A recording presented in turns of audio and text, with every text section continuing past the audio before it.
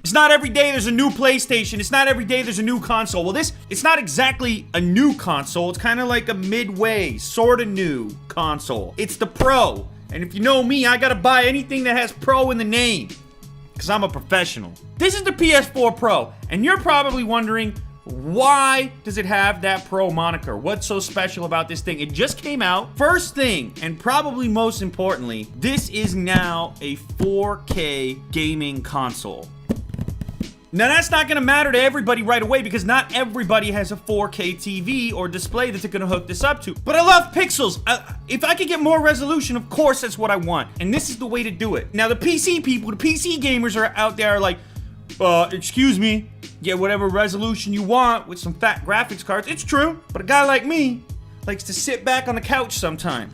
Controller in hand, super relaxed. I'll put the game on mute, a little NBA 2K17 on mute, with the podcast running on the side. Let's get inside. I'm noticing that the contents of the box are listed over here. Looks like all the cables that you're gonna need are included. Spectacular graphics. If you don't have a 4K display, you still might see some minor improvements on a 1080p display. You might get a few more lines of vertical resolution, maybe slightly better graphics, a more natural appearance. The thing has more horsepower, so theoretically, even on a 1080p screen, there's going to be some improvements. Support for faster frame rates as well. This will stream 4K video from Netflix as well as YouTube. Unbox Therapy, one of the first shows in the world to be fully 4K. All right, you can tell I'm excited. Here we go. It's the old box inside the box trick.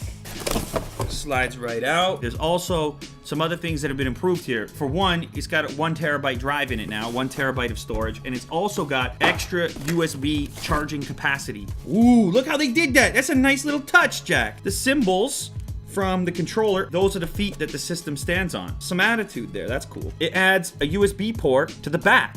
So now there's a third one, 2 on the front, 1 on the back. Your LAN port for wired connectivity if you choose to get those sweet speeds. There's also digital optical audio out. There's this auxiliary port here for accessories, and then the HDMI out. And I like how the power connector is recessed in here. 2 more USBs. These are the main ones that people will use. The buttons, I like this. I like that they did this. So I've had a number of different PlayStation 4s, but what they've done here now is the power switch is over on this side and the eject switch is over here. It's tougher to mistake one for the other, which happens all the time, especially with new people that are using your PlayStation. Maybe they're Xbox users, they come over, they're just slamming those buttons, getting the wrong results. You can tell, you see them stacked up. I mean, the design aesthetic is pretty similar. The Pro is a little bit wider this way. It's a tiny bit taller, and the depth is roughly the same. It's got a little bit more horsepower.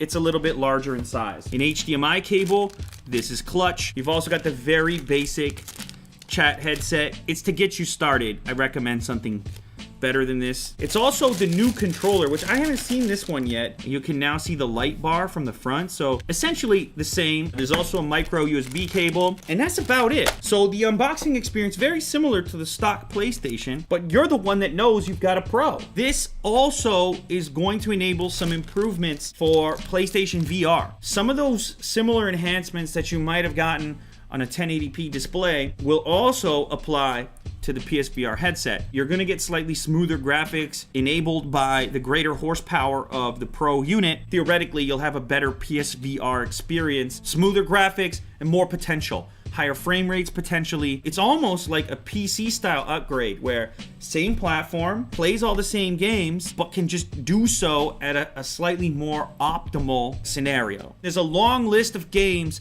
that will see improvements on the PlayStation 4 Pro. So a quick note about 4K resolutions in the PS4 Pro, just make sure that your display or TV supports 4K at 60 Hertz to get the most out of this. Now, most newer televisions do, but it's something to check up on before you invest in this system and hope to get a beautiful 4K signal. So there you have it, PS4 Pro. Should you buy it?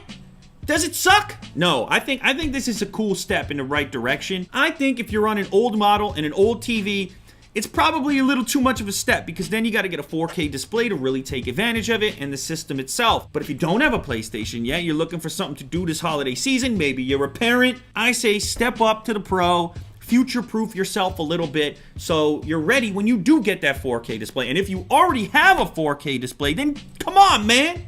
Get yourself some extra pixels. Candy for your eyeballs.